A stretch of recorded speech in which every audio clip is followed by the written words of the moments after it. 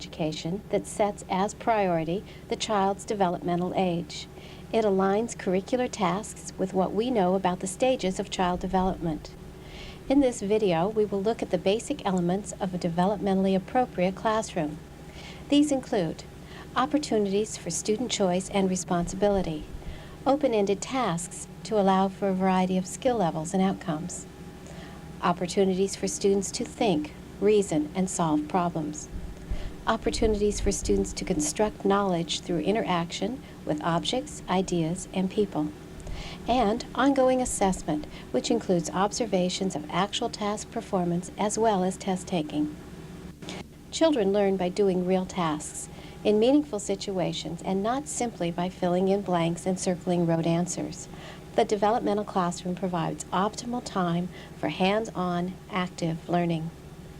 A developmental day includes whole group activities, small group activities, and time for students to work independently. Let's take a look at a day in a developmental classroom. The developmental approach seeks to make all activities laden with opportunities for practical, meaningful learning. In these examples of daily calendar lessons, students learn basic counting skills, place value, patterning, and number sentences based on the date. January the 13th, we're going to make things that equal 13 today. Okay, Tiffany. 12 plus 1. John. 16 take away 3. 6 plus 7. 6 plus 7. 5 times 3. 5 times 2. How many are 3 5s?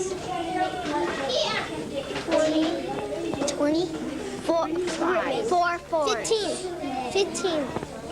3 5s are 15. 15. 4 4 are how many? 2 5s and 4. 15 take. They're stealing my answer. Then what is your answer? I know, Mom.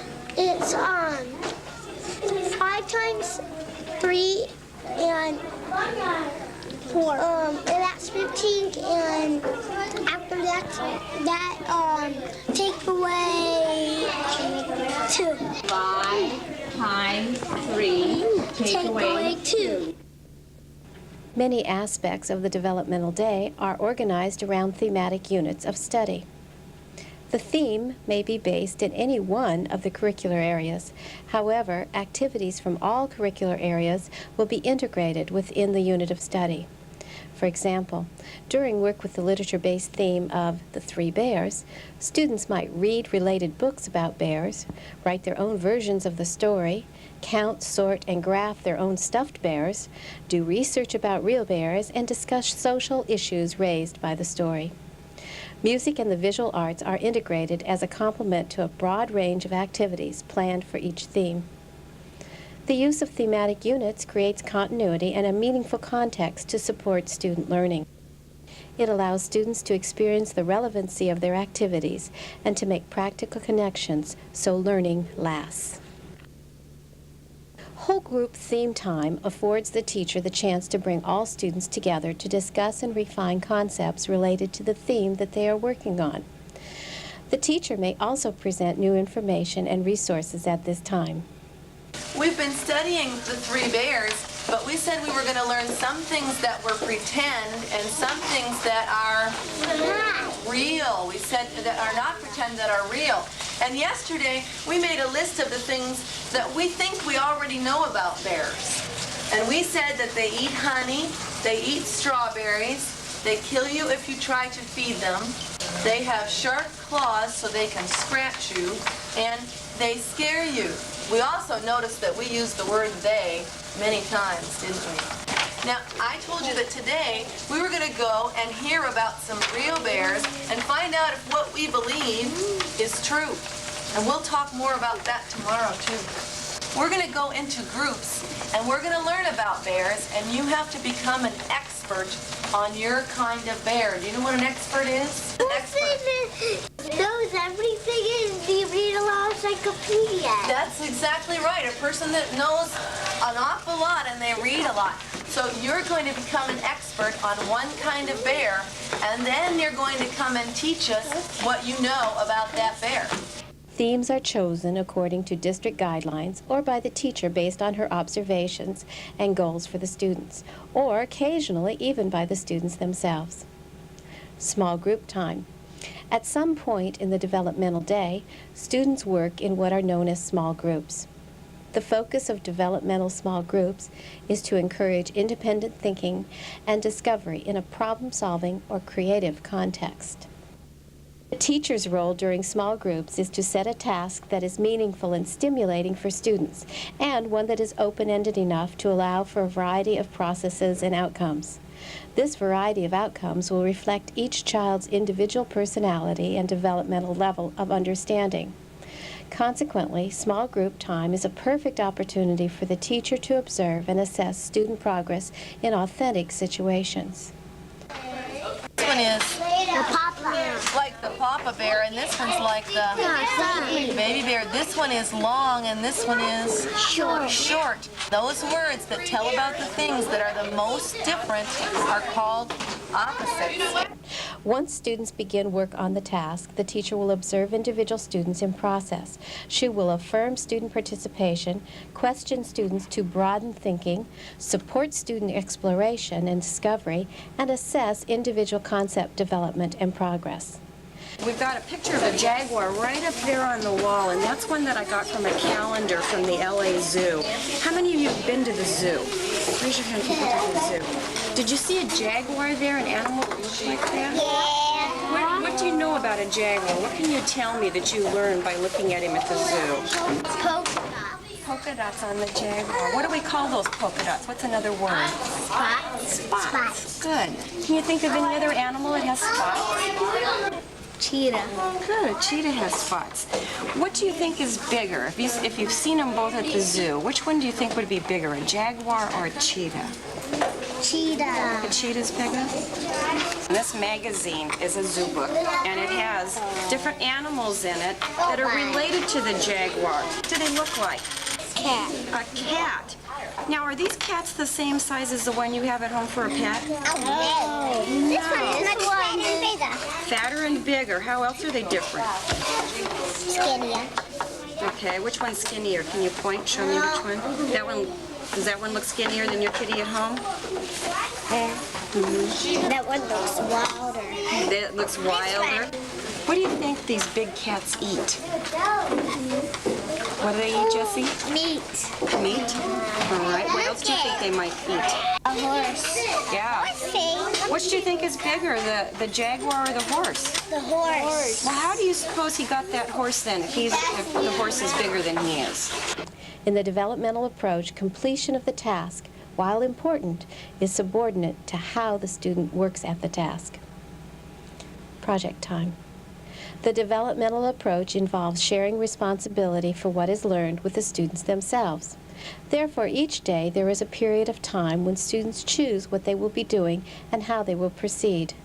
Students are individually responsible for setting a goal, making a plan of action, and following through. Okay, the measurement is in what? I'm writing my name in handwriting. Good job. Should we just use a piece of paper?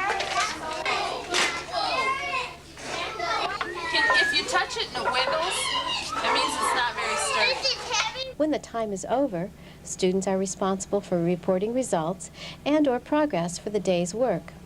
They are accountable for their plans. We had a picnic, and I was the baby of the big sister, and we had lunch and dinner. Oh my gosh, you had all Gloria. the meals. Okay, you may sit down. How about Gloria?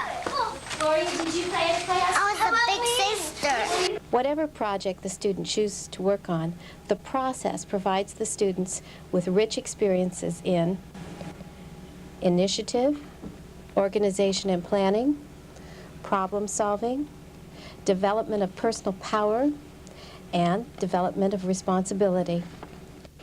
While activities during this time are chosen by the students, the teacher's role is far from passive.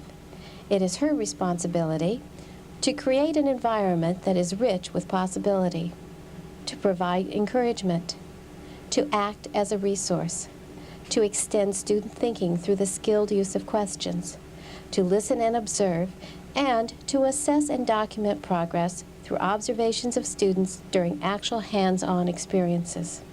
Project Time is a clear example of what is meant by a thinking, meaning, and child-centered educational program. 7 we could do on each plate. Wait a minute, honey. 7 snacks on each plate? Will that give us enough for our class? Yeah. Hey, 7, 7, 7, 7, 7. We have how many kids here today? 30. 2 are missing. That's going to get us real close. Okay. Now you try it and then count them up. Yeah. Okay. 7 of each kind.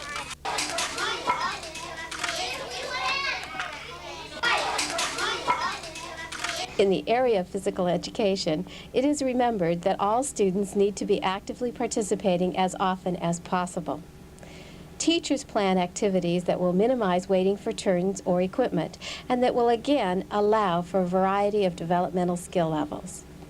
No matter what the activity or curricular area involved, the developmental approach seeks to keep students actively engaged in meaningful, thought-provoking, process-oriented situations. Special attention is given to the planning of activities that will require students to reason, plan, test ideas, and construct personal learning. The developmental approach to education asks students to go beyond being the keepers of all that the world already knows, to being those who will discover that which is, as yet, unknown. It asks teachers to go beyond being the vehicle for the rote acquisition of isolated facts and skills, to being the facilitator for students to learn how to think, set goals, problem solve, accomplish plans, and work together. In TUSD, we are grateful to the teachers who have accepted the challenge of developmental education. We appreciate their hard work and dedication to our youngsters. We admire their willingness to examine their belief systems, scrutinize their methodologies, live with the inevitable discomfort of change, open their classrooms to the critique of others, and share all that they learn in the process for the benefit of us all. We cannot expect our students to extend the limits of their learning if we are not willing to extend our own.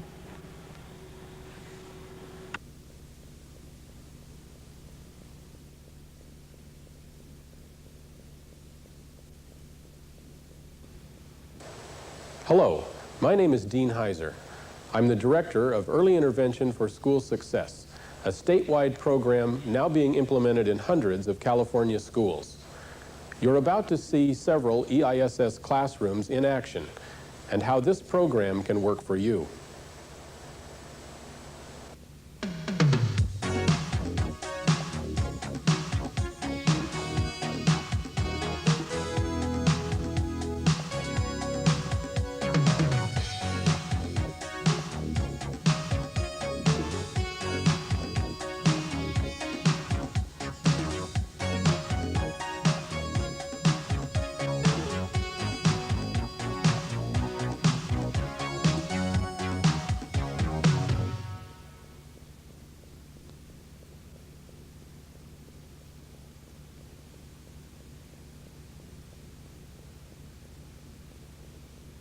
When children work at the level that's best for them, they show it through their concentration and involvement. That's the goal of early intervention for school success, finding a way to give every student developmentally appropriate activities. It's not unusual in kindergarten to find children with a developmental range of 7 years. Some may not know how to hold a pencil. Others can read as well as 9-year-olds. The challenge is to design a program that gives each child the right work at the right time so that he or she can make continuous progress. We started in September. I had some young 4-year-olds and into 7-year-olds. 4 to 7 was my range. Starting at the beginning of the year, 32 children that span those age levels developmentally. And a program like ours is really the only way I can meet their needs and help them grow. Your job right now is to figure out how we can take these combinations of numbers, 4s and 3s, and in your cups, you're going to make 4 different combinations for the number 4. You might take, here's 3. How many more do I need to make 4? 3 plus 1, so I think I'll put 1. There's a 4. And then you're going to make more 4s. Would you like to go ahead and start making groups of 4? And if you need some help, I'm going to come around and help you here, but they all need to be different, Katie, so your job is to make sure you have different combinations. EISS classrooms don't all look the same, and EISS teachers have different teaching styles, but there are some important constants. Every EISS classroom has a wide range of activities that provide for all levels of development, activities that strengthen the broad range of skills that kindergartners need to learn. A carefully planned and well-equipped playhouse gives students time and space to practice oral language, develop social skills, or learn to count. In that center, they are doing math skills. In the grocery store, we've got counting, we've got manipulation of money, and they're working on exchanging. They're consumer skills. There's so much going on here. We don't necessarily just teach the reading, writing, arithmetic. We teach physics, geometry, consumer skills. 5 little ducks that I once knew. Oral language is the basis of all language development. By listening and repeating poems and stories, early learners begin the process that leads to reading and writing. In a classroom where many of the children are learning English as a second language, group activities that focus on oral language are especially important. Every child, no matter what his or her ability, can take part successfully, and no one is singled out. What does a squirrel do? I saw a big... The developmental principles on which EISS is based apply to all children, no matter what first language they speak. In a bilingual classroom, it's equally important to start with concrete examples of concepts before proceeding to more abstract ideas. I was doing a concrete example of sequencing the kids as to their height. So we had the smallest girl at the end, the tallest girl at the beginning, or the tallest boy. I'm teaching the same thing as my partners are teaching in their rooms. We're all doing the same activities, but I'm just adding the Spanish to help out the kids. So I'd say all the ideas translate. A developmental approach to writing recognizes that children progress from drawing and scribbling to inventive spelling to more conventional writing. A center that encourages emergent literacy has to accommodate different needs. At Creative Art, there are children here that are writing stories with a basic sentence structure. There are children that are scribbling stories. We have one little girl that's doing her story by doing pictures, and she's writing and making a book, and it's all pictorial. So each child at the center of Creative Art, they're all doing something different in the process of reading and writing.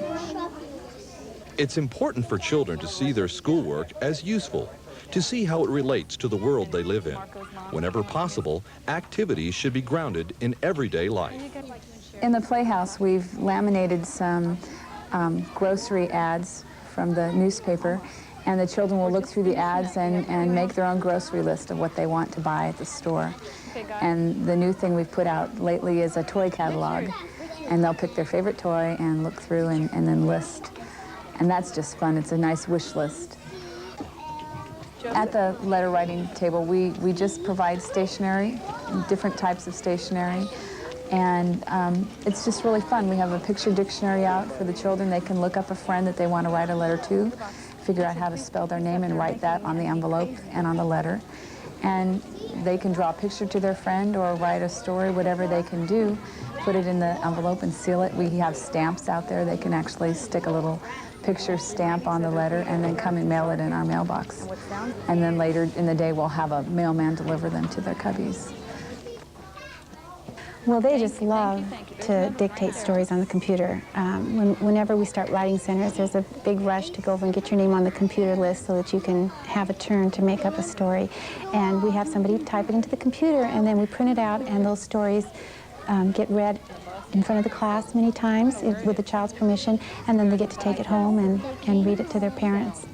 And so it's real meaningful to them because they can read their own stories because they know what they wrote. Next year we're going to know And it's a nice way to see the connection between what they say, you know, going down onto paper and then somebody reading it back. And you wrote, what's next? For a developmental program to work, it's critical to observe student progress, to have ongoing assessment of each child. In a busy classroom, it's a challenge to find time for assessment, so it's important to have a plan. Experienced teachers have developed ways to keep up with student progress on a regular basis. One way is through anecdotal records. These are anecdotal records, and what we do as teachers, we walk around the room and we're talking to each child individually, and we jot down a note about what they're working on, so that later on we can go and look at these notes that we put in our portfolios and retrieve the information so that we can evaluate for whatever means we need, whatever purpose. To assess oral language development, a recorder can be used to collect a series of reading and speaking samples. In the assessment, it's very difficult for me to go around to each child and write down exactly what everybody says. So to answer that problem, I've had an audio cassette added to a portfolio. And inside, each child has their own audio cassette. And then they have their writing samples so that I can simply turn on the tape deck and record their own reading. The End by Daniel. Great. Doing assessment at a center is a way to focus on specific areas of children's work that a teacher wants to observe. What I'm doing here is the children are coming over to the table and they're choosing from different shapes of paper and shape books that have to do with our theme, which is international. And they're using the dictionaries, and some of them are copying words, and some of them are writing words, and some of them are drawing pictures, some of them are scribbling. And I'm sitting here taking notes. I'm taking anecdotal notes of what's going on at this center today as the children come through. A portfolio of work samples collected throughout the year gives a picture of a child through time as he or she moves along the continuum of development. And what we keep in here are pieces of their work throughout the year so that we can get a real visual of the child's progress and where he's come from and what he's doing along the way. Some of the samples in here, we start with Draw a Man, and they draw a picture of themselves 3 times during the year. And we put it together in a project for the parent at the end of the year. It's a keepsake. And other pieces of our portfolio are more specific to their learning. For instance, we have writing samples. In October, they do one for me, and this was Daniel's sample, and you can see that his writing has really, it emerges through this process, and that's the exciting part of looking at these. Then his November, he used environmental spelling. He was just pulling letters from the classroom around him. And another sample, and another sample. And in April, he's got phonetic spelling. He's got sentence structure is here, he just hasn't got his periods and his spacing. And in the portfolio and in the continuum, you can see a child's growth. Just visually, it pops right off the page for you because you can see from quarter 2 to quarter 3 where all those 3s are plotted, where all those 4s are plotted. And the growth is steady in some areas and not in others, but you can see as a whole person, as a whole learner, this child is progressing. Starting with the initial team assessment at the beginning of the year, EISS encourages collaboration and brings support staff into the classroom where children can be better served. I feel very fortunate to be working in a school that does have EISS because it makes my job a lot easier, quite frankly, and I think I'm more effective as the resource specialist on campus. I have 2 special ed kids in kindergarten this year, and what I do is I come in and I service them in the classroom, and so I do not pull them out into my room at all, and I just provide services here in their own classroom. The curriculum that our teachers are using is going by their portfolio assessments and their continuum. I'm able to go ahead and use their continuum and pull components out of it when I write my special ed objectives. So basically what our classroom teachers are using as their objectives are the same as what I am writing into my program. So we have the same goals. So there's no reason that I shouldn't be working in the regular class because we have the same objectives. We're working on the same things. It works out well, it really does. There have been 2 major results of the early intervention program in its first few years. One result is a reduction in the number of children being held back to repeat a grade. The second is a reduction in the number of special education placements as children move through the primary years. These results have created a great deal of interest in EISS on the part of school administrators and principals. And our school board was really frustrated with the large number of retentions, and several of them were bilingual individuals, and they had been retained in kindergarten and first grade. So they had a real personal concern about the bad effects that retention had on children, even as early as kindergarten. So we looked into programs that would really meet the needs of the children and teach them what they needed to know so that it could be a success. And we did have a good developmental kindergarten here, and EISS seemed to really meet the needs of what we were looking for so that the children would be a success and be able to go on to first grade program and really be a success in that. Who will help me plant the weed? Asked the little red hen. Answer is Increasingly, school districts are realizing that EISS can be carried into the first grade, where there is still a broad range of development. In fact, the project office has developed a continuum that goes through second grade. The goal is still the same, to help children make continuous progress and avoid retention or special education referral. Try to think of an excuse that you don't think anybody else will think of. I really believed in it in kindergarten. I saw it working, but I somehow, like a lot of teachers, I think I was feeling like once you get into first grade, you don't have time for that anymore. The kids have got to get down to serious work now. They've got to start reading and writing. And I am a firm believer in the developmental approach now just because I've lived with it. I've seen it when they're ready for it to happen, it just happens, and they didn't have to be drilled or pushed to do it. All of a sudden it just happens. And it's really exciting when you hear a little kid say, "Mrs. McLean, I'm blooming." And they know the exact moment when things kind of, a light bulb goes on in their heads and things start to click for them. Come and get it if you want it. Early intervention for school success has been adopted in almost 2,000 classrooms in California. It is a process which helps schools do a better job of making instruction more active, more meaningful, and more engaging. And as the program grows, we continue to learn how to be better facilitators of the growth of young minds. The practical benefits of the program are clear. Control studies of matched schools in the same districts show that EISS classrooms are sending 1/3 to 1/2 as many children into special education placements in later years. And EISS is reducing the number of children who are held back to repeat a grade. But the most important payoff is for the children themselves, because we are helping to assure that their first years of school are successful ones. I said the big hen, I'll do it myself, said the little red hen, and so she did.